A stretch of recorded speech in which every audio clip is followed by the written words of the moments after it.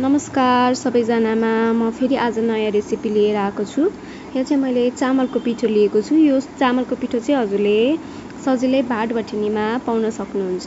चामलको पिठोमा मैले थोरै पानी मिसाएँ, थोरै गर्दै पानी मिसाउने र यसलाई मजाले मुस्ने हातले।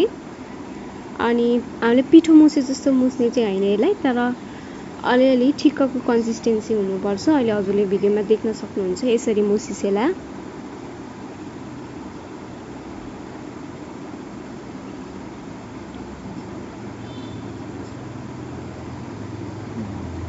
हो यतिको कन्सिस्टेन्सीको चाहिँ हजुरहरूले पिठो मुस्नु पर्ने हुन्छ।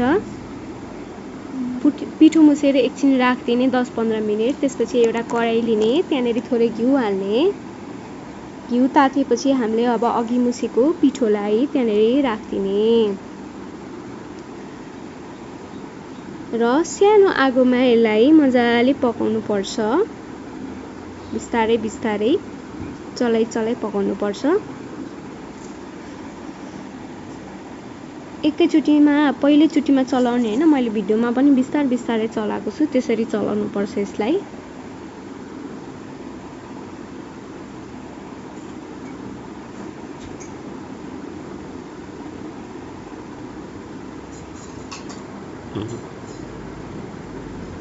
र बिस्तारै छोपी यसलाई मजाले सानो आगोमा पकाउनु पर्छ।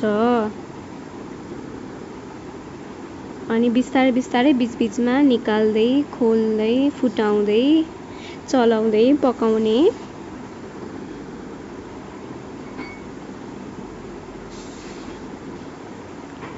अब पुवा पाक्न आँट्दाखेरि चाहिँ हामीले थोरै चिनी राख्ने यसमा। हजुरको स्वाद अनुसार कतिको गुलियो खानुहुन्छ त्यो अनुसारले चिनी हाल्दिनु होला।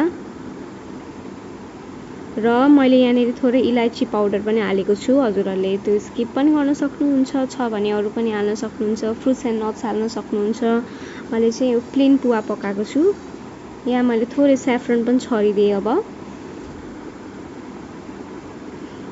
पुवा रेडी भयो हाम्रो। पुवा रेडी भएपछि यस्तो भयो।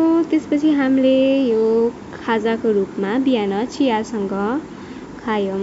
यसरी बनाएर ट्राई गरिसेरा